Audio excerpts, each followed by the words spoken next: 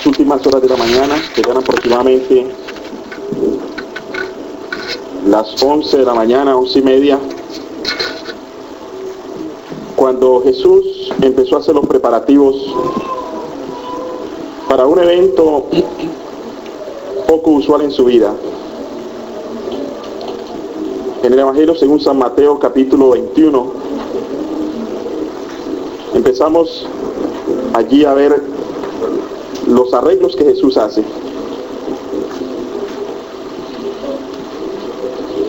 Dice: cuando se acercaron a Jerusalén y vinieron a Betfagé,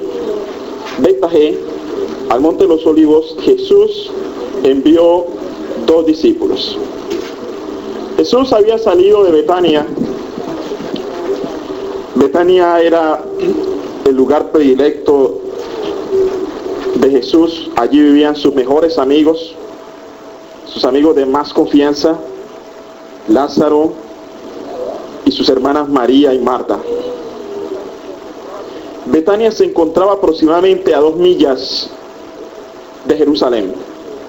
Vamos a suponer que aquí el Flushing, donde está Main Street y Roosevelt, vamos a suponer que allí está Betania, más o menos. Y vamos a imaginarnos que Jerusalén empieza donde está lo que conocemos como Corona. Y que donde está el estadio de béisbol, allí hay una pequeña colina llamada el Monte de los Olivos. Y en la falda de esa montaña, de esa pequeña colina, está la aldea de Betfagé. Y dice que Jesús envió allí a 2 discípulos. Versículo 2, diciéndoles: id a la aldea que está entre vosotros, y luego hallaréis una asna atada y un pollino con ella, desatadla y traédmelos. Jesús envía a sus discípulos, pero en la orden de Jesús no aparece la palabra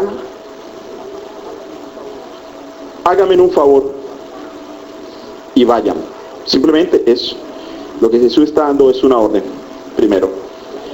Segundo, Jesús, a través de su omnipresencia y omnisapiencia, sabe que en ese lugar hay una asna atada y que junto a esa asna está ahí parado, me imagino, no está atado seguramente, pero está ahí un pollino, o sea, su crío, ya un poquito más grande, ya está de montar, pero está allí.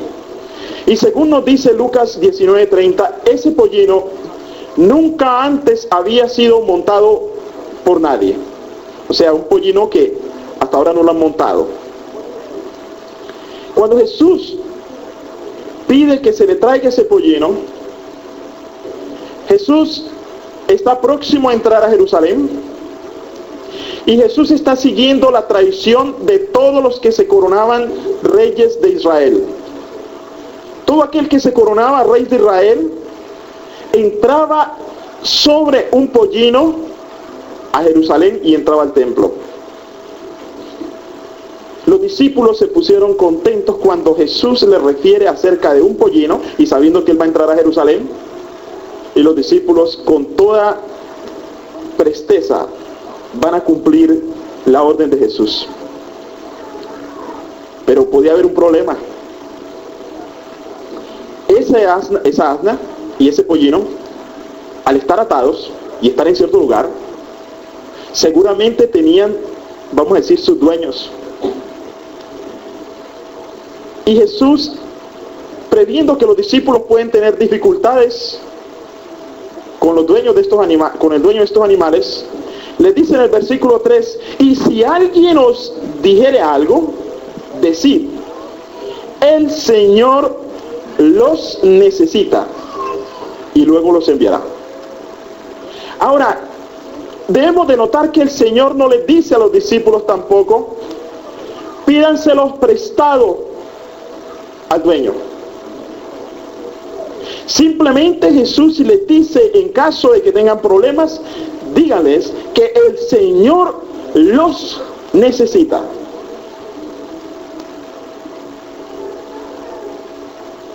Al abrir el Nuevo Testamento en griego,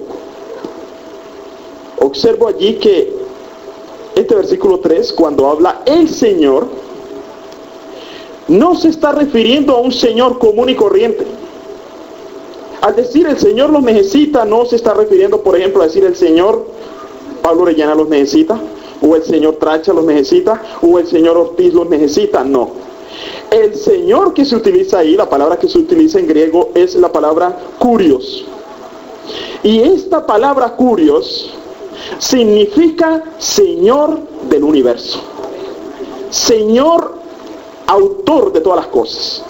Se refiere a un Señor que es creador. Se refiere a un Señor que es dueño de cuanto existe. Por lo tanto, Jesús, tomando ahora el papel de rey, Jesús ordena que le traigan algo que pertenece a él, porque él lo creó. Simplemente el hombre, el dueño terrenal, es un administrador de las cosas. Todo cuanto existe, todo cuanto es visible, palpable, y aún lo que no es palpable, pertenece a Cristo Jesús, que lo creó. Por lo tanto, el Señor dice, tráiganlo. Y la pluma inspirada, comentando acerca de esta actitud de Jesús de dar esta orden, nos dice en el Desahogo a la Gente, página 523, dice: de nuevo su divinidad se reveló, aún en las detalladas indicaciones dadas a sus discípulos respecto a su diligencia. Desahogo a la Gente, página 523. Jesús, como decía antes, estaba siguiendo la costumbre de aquellos que se iban a coronar como reyes. Jesús estaba a punto de presentarse como el rey legítimo de Israel. Jesús estaba presto a ocupar el trono de David. Más tarde se le conocería también como el rey de los judíos. Pero Jesús había advertido una y otra vez que su reino no era de este mundo. Por lo tanto, Jesús se estaba prestando era para declarar su reino espiritual de la gracia divina. Un reino espiritual al cual pertenecemos. Aún no era hora de establecer su reino de gloria.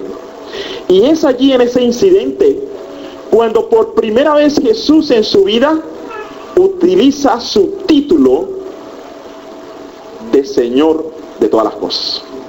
A partir de ahí Jesús, en otras palabras, su identificación cambia alrededor de las personas. Siempre ha sido Dios, siempre ha sido soberano, pero ahora Jesús estaba exponiéndolo públicamente.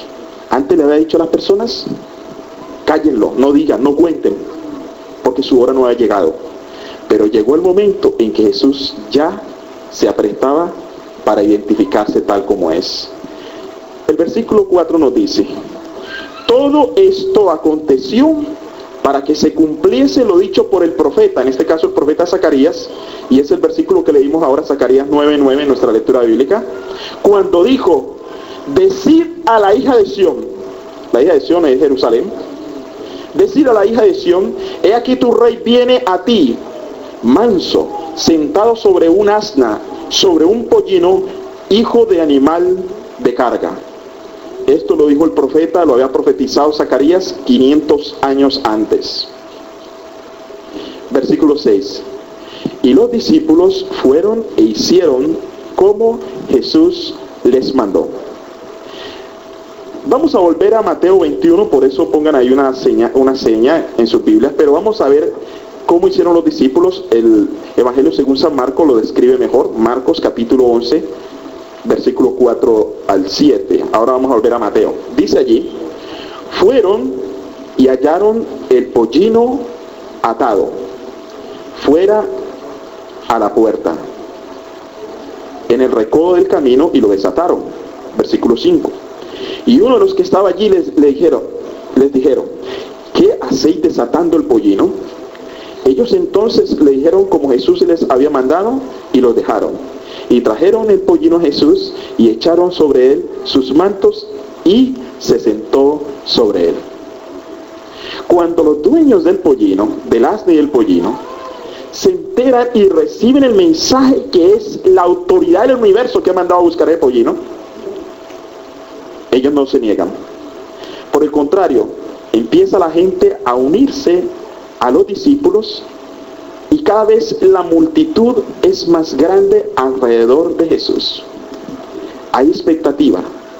Y nos dice, volviendo a Mateo 21, del 7 al 8, dice allí, versículo 7, y trajeron el asna y el pollino, y pusieron sobre ellos sus mantos, y él se sentó encima. Y los discípulos ven ahora otra cosa que nunca habían visto antes. Siempre Jesús había andado a pie, y ahora por primera vez Jesús cabalga por primera vez. Antes no lo había hecho. Bueno, de niño lo hizo cuando sus padres huyeron a Egipto y cuando tuvieron que salir con él. Pero ahora ya Jesús por primera vez cabalga y los discípulos por primera vez lo ven cabalgar. Dice el versículo 8, y la multitud que era muy numerosa, o sea, la noticia se extendió. Jesús se iba a coronar rey. Y la multitud que era muy numerosa tendía sus mantos en el camino y otros cortaban ramas de los árboles y las tendían en el camino.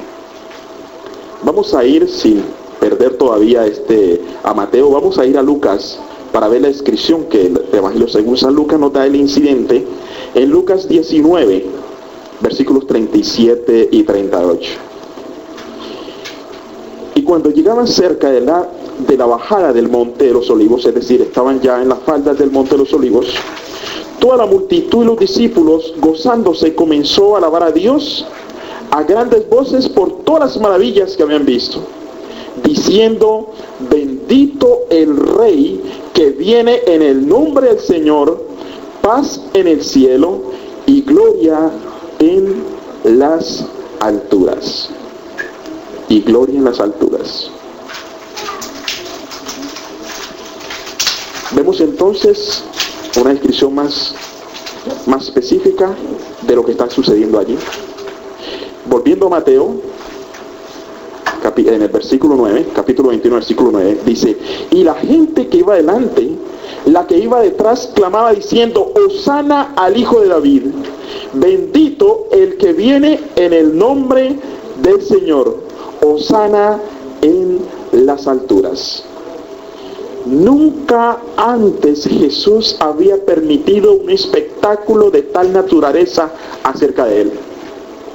Y ahora la ciudad de Jerusalén estaba contemplando el espectáculo más extraordinario que jamás se había presentado en aquel entonces. Jesús avanzaba sobre el pollino como un conquistador. Jesús avanzaba como aquel que ha conquistado y entra triunfante a un país. Jesús avanzaba como un rey. El soberano Jesús avanzaba, no como algunos que conquistaron estas tierras en que vivimos y entraban a las ciudades con indios cautivos, no como los reyes en la antigüedad y en Europa que acostumbraban a entrar triunfantes a las ciudades con las personas que traían encadenadas con sus trofeos de guerra. No de esa manera. Aunque Jesús también llevaba cautivos, Jesús llevaba trofeos, pero eran trofeos de su obra de amor. Jesús llevaba allí en medio de él, iban sus cautivos de amor. Delante de Jesús, quienes dirigían la marcha, estaban los que habían sido antes ciegos. Ahora alababan al Señor. Entre esos cautivos iban mudos, algunos que habían sido mudos. Jesús les había devuelto su voz y aclamaban con fuerza y decían: Hosana, Hosana, bendito el que viene en el nombre del Señor. Pero también entre estos cautivos iban hombres que habían sido cojos y paralíticos.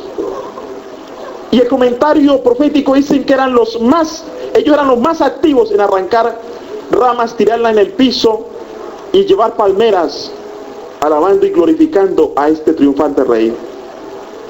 Pero también entre sus cautivos iban algunos que por toda su vida no habían podido pisar a Jerusalén. Iban algunos que no podían antes siquiera estar entre el resto de la multitud, porque habían sido leprosos, confinados en lugares apartados. Pero ahora su piel era una piel nueva. Jesús les había curado. Esos eran sus cautivos. También entre esa multitud iban hombres que antes vivieron como animales, presos del demonio, en cementerios, dando voces, seguramente con su pelo demasiado largo y sus uñas largas. Como locos fueron endemoniados, pero ahora estaban en su sano juicio. Eran cautivos de Jesús. Entre esa multitud también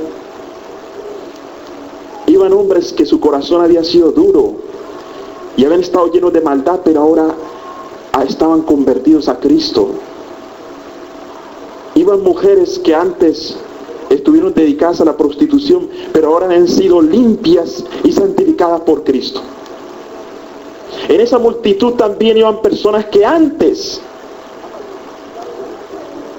aparecían tirados en la calle bajo los efectos del licor, borrachos, sin esperanza antes, porque Jesús y la palabra de Dios dice que los borrachos no entran al reino de los cielos, pero ahora estaban sobrios por el poder de Cristo Jesús, ya habían dejado la bebida. Y entre esos también iba uno de los trofeos más grandes de Cristo Jesús. Iba aquel cuyo cuerpo alcanzó a putrefarse, su cuerpo se descompuso en la tumba, pero Cristo lo resucitó. Iba entre ellos Lázaro, y era el espectáculo más grande para todos los vecinos de Betania. Y la multitud avanzaba. Dice el versículo 10 de Mateo 21: cuando entró en Jerusalén, toda la ciudad se conmovió, diciendo: ¿quién es este? La pluma inspirada dice en la página 524, dice: ¿quién es este? ¿Qué significa esta conmoción? Todos habían oído hablar de Jesús y esperaban que fuese a Jerusalén, pero sabían que había desalentado hasta entonces todo esfuerzo que se hiciera para colocarle en el trono. Y se asombraban grandemente al saber que realmente era él. Se maravillaban de que se hubiese producido este cambio en aquel que había declarado que su reino no era de este mundo. Esas voces son acalladas. O sea, algunos dijeron: él dice que nunca va a ser rey, él se ha negado a ser rey, porque está entrando como entran los reyes. Pero dice la pluma inspirada que esas voces fueron acalladas por el clamor de triunfo. Es muchas veces repetido por la ansiosa muchedumbre, es reconocido por el pueblo a gran distancia y repercute en las colinas y en los valles circunvecinos. Y ahora la procesión es engrosada por las muchedumbres de Jerusalén. O sea, de Jerusalén salen muchas personas a unirse a esta procesión. De las multitudes reunidas para asistir a la Pascua. Jesús ha escogido un momento en que en Jerusalén hay judíos visitantes de todas las naciones. Ha escogido ese momento y miles salen para dar la bienvenida a Jesús. Le saludan agitando palmas y prorrumpiendo en cantos sagrados. La gente realmente no había aceptado a Jesús como el Mesías. Aunque ellos apoyaban su coronación y aunque ellos estaban allí alabando al rey, ellos no entendían que estaban ante la misma presencia de la majestad del universo. Ellos, según el versículo 46 de Mateo 21, lo tenían por profeta. Ahí dice: pero al buscar los fariseos cómo echarle mano, temían al pueblo porque le tenía por profeta. Pero lo que no sabían estas multitudes, lo que no sabía toda esta gente, era que él no era profeta, sino que era él quien levantaba a los profetas, y que era el mismo que le hablaba en sueños y en visiones a los profetas.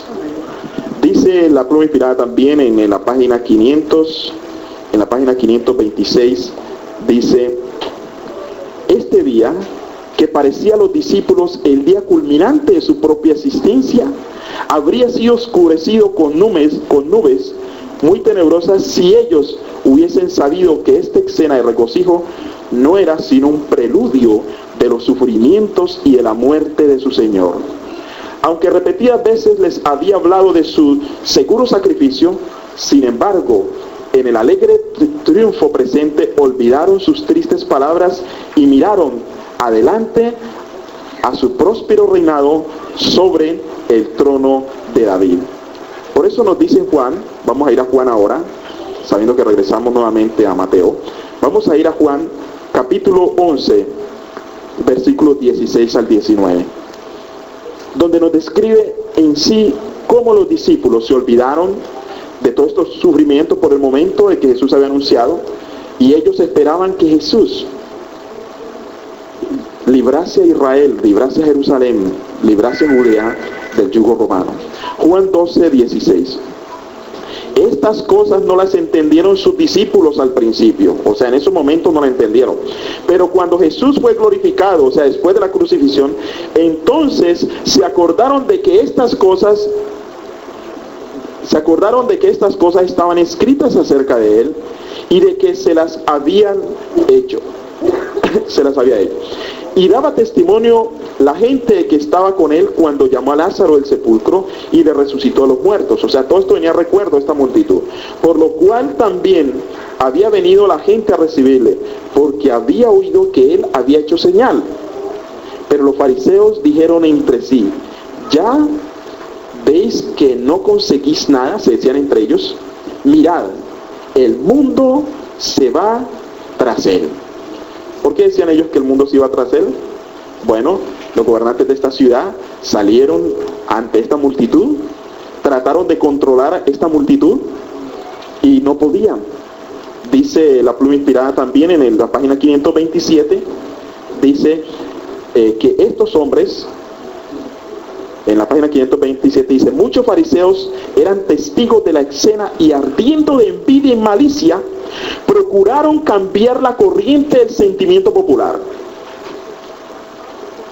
Con toda autoridad trataron de imponer silencio al pueblo, pero sus exhortaciones y amenazas no hacían sino acrecentar el entusiasmo. Temían que esa multitud por la fuerza hiciera rey a Jesús.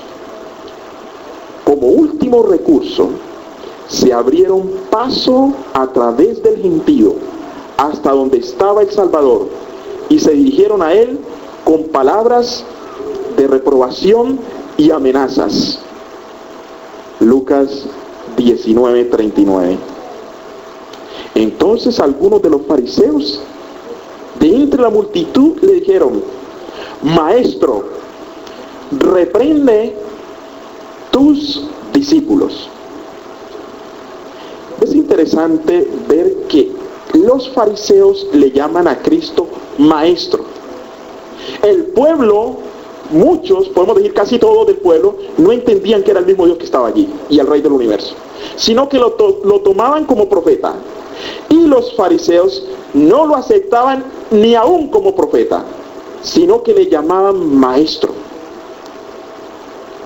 Era por eso que le llamaban Maestro, para no reconocerlo ni como profeta ni como Mesías. Entonces le dice: Maestro, reprende a tus discípulos.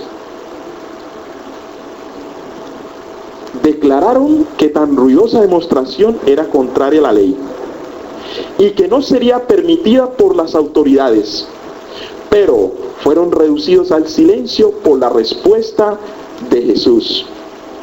Lucas el mismo capítulo, versículo 40. Él respondiendo les dijo: os digo que si estos callaran, ¿qué pasaría? Las piedras clamarían. No lo podía callar la multitud. Era un episodio que el mismo Jesús había anunciado a través de Zacarías. Y dice: cuando los fariseos reducidos al silencio se apartaron, miles de voces repitieron las palabras de Zacarías: alégrate mucho, hija de Sión. O sea, alégrate mucho, Jerusalén. Da voces de júbilo, hija de Jerusalén. He aquí tu rey vendrá a ti, justo y salvador, humilde, cabalgando sobre un asno, así sobre un pollino, hijo de asna. Se especifica que sobre un pollino, hijo de asna, porque se cumplía la tradición de los que se iban a coronar como reyes. Después de que la multitud baja la falda del Monte de los Olivos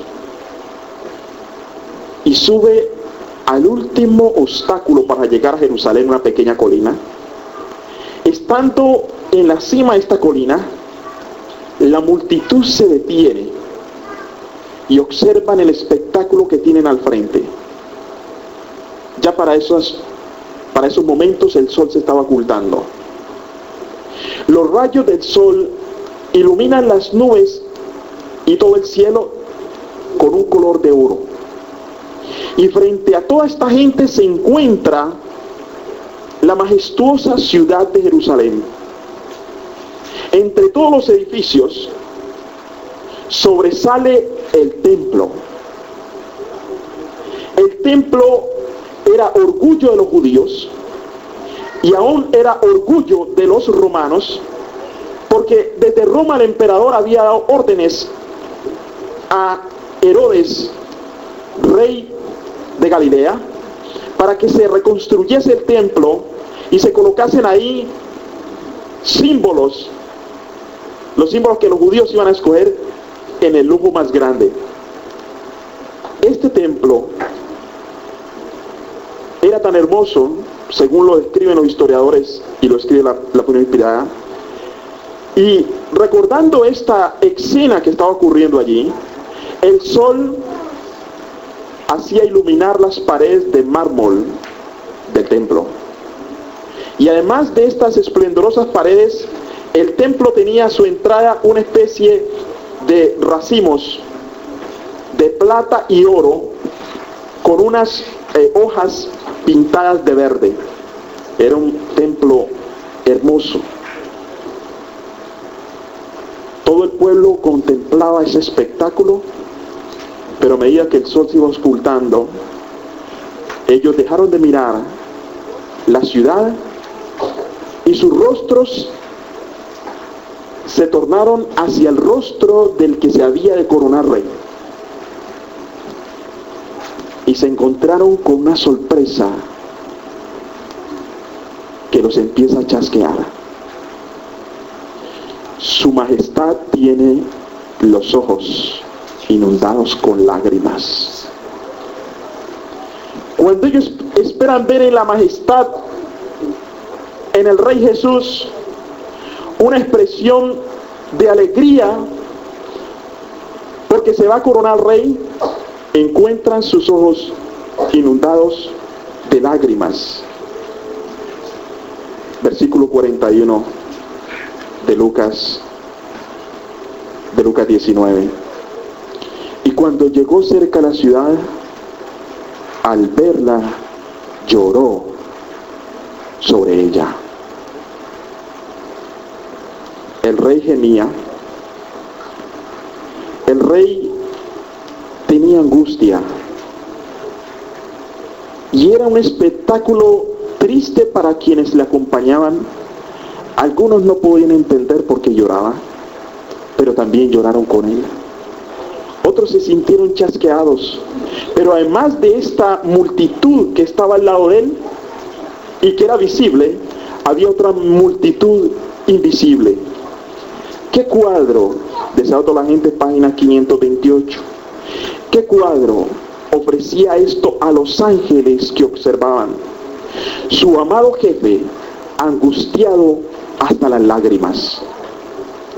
No solo esta multitud ahora contemplaba al rey llorando, sino que todos sus siervos, toda la hueste angélica, todo el ejército de los cielos veía a su comandante gimiendo, lleno de aflicción. Dice la pluma inspirada que era una tristeza divina. El rey sufría. El rey estaba angustiado en el momento en que iba a ser coronado rey de Israel. La majestad del cielo, en quien dice Pablo, inspirado por Dios, en quien habita corporalmente toda la plenitud de la deidad, ahora tenía tristeza divina. Lloraba, gemía, angustiado. Y la pregunta es, ¿por qué lloraba? Es cierto que al pararse en ese lugar, pudo contemplar el templo y pudo imaginarse la ruta que a través de los siglos llevaban los corderitos que iban a ser sacrificados en ese templo. Es cierto que él contempló esa escena, y es cierto que él mismo estaba allí como el Cordero de Dios que quita los pecados del mundo, pero no por eso lloraba. Es cierto que sabía la agonía que iba a tener en el Getsemaní, pero no era por eso que lloraba. Es también cierto que presenciaba la escena cuando le iba a tocar cargar esa pesada cruz, pero no era eso por lo que lloraba. Es cierto también que veía sus manos y sabía que iban a ser perforadas por los clavos, pero no era eso por lo que lloraba. En su mente estaba la imaginación, y con sus ojos proféticos veía que le iban a poner en lugar de una corona de oro como rey de Israel, sus sienes iban a llevar una corona de espinas e iba a recibir latigazos, pero no era por eso que él lloraba.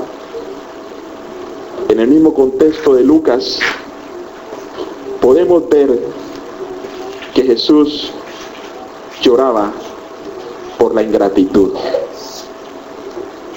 Lloraba por la ingratitud de su pueblo. Lloraba por Jerusalén. Allí, esa ciudad que tenía al frente.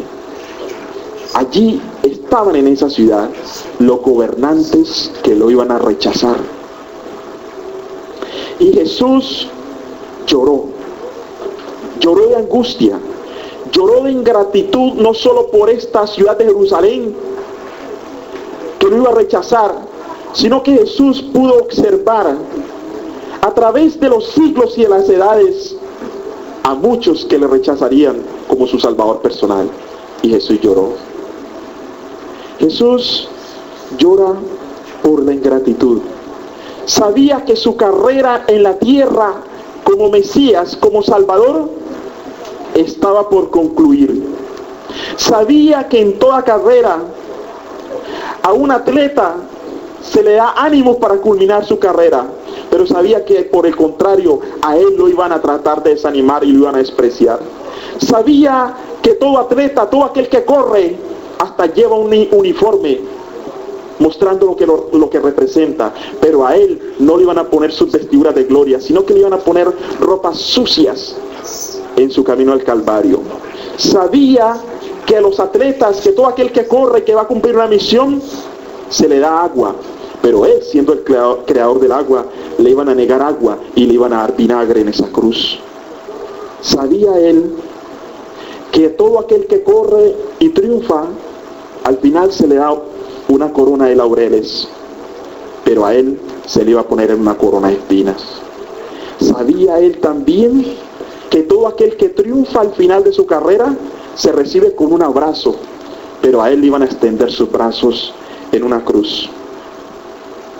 Pero Jesús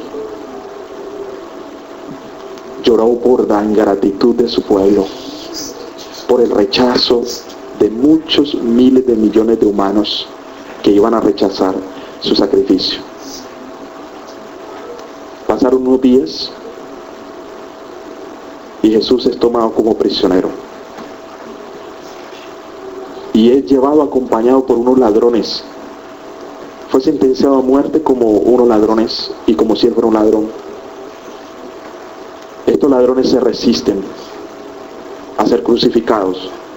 Luchan con los soldados que tratan de controlarlos para crucificarlos. Pero Jesús voluntariamente se pone sobre la cruz y extiende sus manos. Extiende sus manos porque estaba profetizado que como cordero sería llevado al matadero y que como oveja delante de sus trasquiladores enmudeció y no abrió su boca. Jesús pasó momentos muy difíciles que su naturaleza humana casi no podían resistir, pero hubo algo que llevó a Jesús a triunfar. Hebreos capítulo 12, versículo 2. Puestos los ojos en Jesús, el autor y consumador de la fe, el cual, aquí viene la razón por la cual Cristo triunfó, el cual por el gozo puesto delante de él sufrió la cruz, menospreciando el oprobio, y se sentó a la diestra de Dios. Cristo en la cruz venció porque se puso delante de él un gozo. ¿Cuál fue el gozo que se puso en la cruz? Cuando había miles de personas insultándolo, ¿cuál fue el gozo que se puso en la cruz? Cuando en lugar de agua se le da vinagre. ¿Cuál es el gozo que se le puso en la cruz?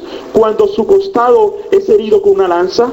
¿Cuál es el gozo que se le puso en la cruz? Cuando hay miles de ángeles inmundos burlándose de él en la cruz. El gozo que él vio en la cruz fue que a través de los siglos, con su mirada profética, pudo verte a ti y pudo verme a mí, y deseó morir para que seamos salvos. Ese fue el gozo. A través, con su mirada, con su omnisapiencia, pudo mirar a través de los siglos y vernos sufriendo, y murió para que nosotros seamos convertidos y seamos salvos y vivamos con él por toda la eternidad. El Rey, su majestad, ahora está en el trono que le corresponde, sentado a la diestra del Padre, y está allí intercediendo por cada uno de nosotros. Mi pregunta en esta mañana es: ¿haremos llorar a su majestad? ¿Seremos ingratos con su sacrificio? ¿O le aceptaremos como nuestro Salvador, para que cuando él venga por segunda vez nos lleve a morar con él por toda la eternidad?